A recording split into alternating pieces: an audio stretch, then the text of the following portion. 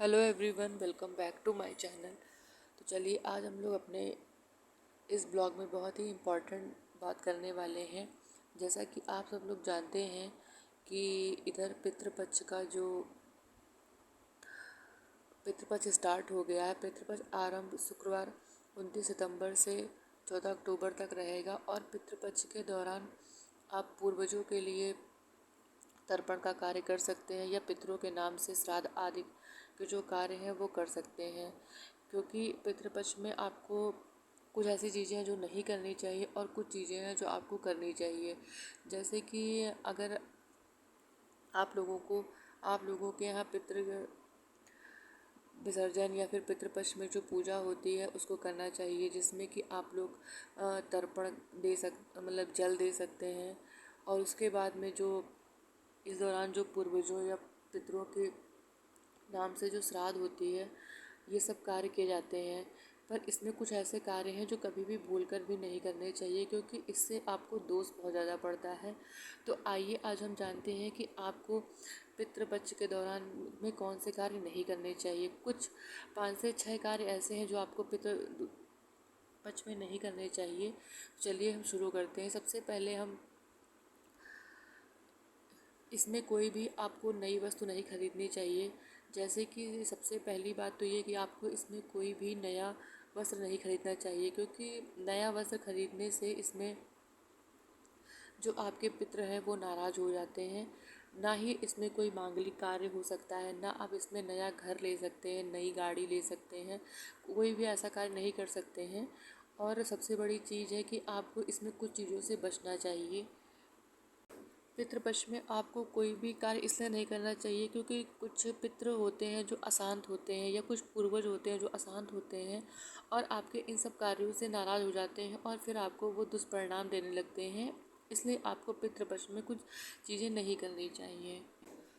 पितृपक्ष में शराब, मांसाहार, पान, बैगन, प्याज, लहसुन, बासी भोजन, सफ़ेद तिल, लौकी, मूली, काला नमक, सत्तू, जीरा, मसूर की दाल और सरसों का साग आदि का प्रयोग नहीं करना चाहिए। और ना ही इनका प्रयोग आप अपने मतलब कि आपको श्राद्ध में करना चाहिए, क्योंकि इन सब चीज़ों का प्रयोग करने से जो पितृ हैं या जो हमारे पूर्वज हैं, जो अशांत पूर्वज हैं, वो नाराज़ हो जाते हैं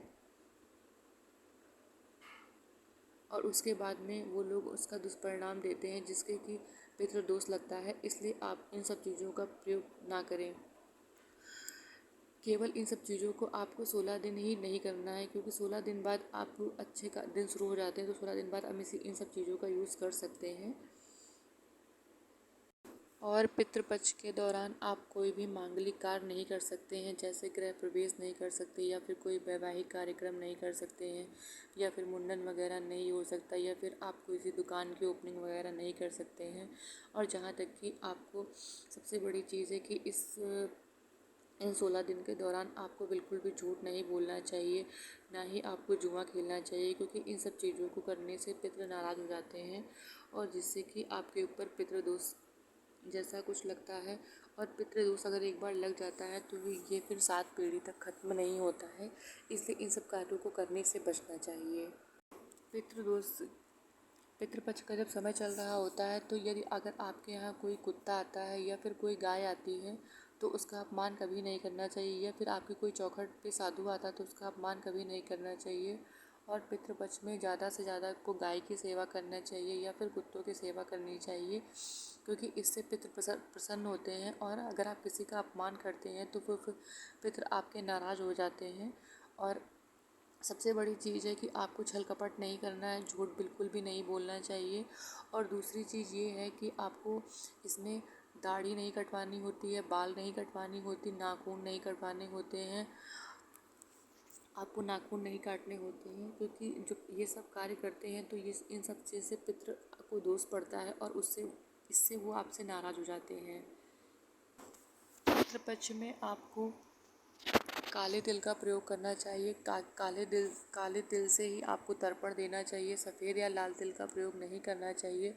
और इसमें सबसे बड़ी चीज़ है, आप लोहे के बर्तन या फिर स्टील के बर्तन का प्रयोग कभी भी नहीं करना चाहिए। हमेशा तांबे के बर्तन का प्रयोग करना चाहिए या फिर तांबे के बर्तन में ही खाना खाना चाहिए।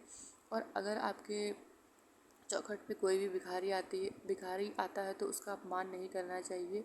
ये कुछ ऐसे कार्य हैं जो हमको 16 दिन नहीं करने हैं। पितृपक्ष में आप ये जानें कि आपको क्या नहीं करना है, और इन सब चीज़ों को अगर आप नहीं करते हैं तो आपके पितृ प्रसन्न होते हैं और आपको आशीर्वाद देते हैं, जिससे कि आप निरोगी रहते हैं, आपके यहाँ धन की कमी नहीं रहती है और आपके यहाँ जो असमय घटनाएं होती रहती हैं वो सब नहीं होंगी।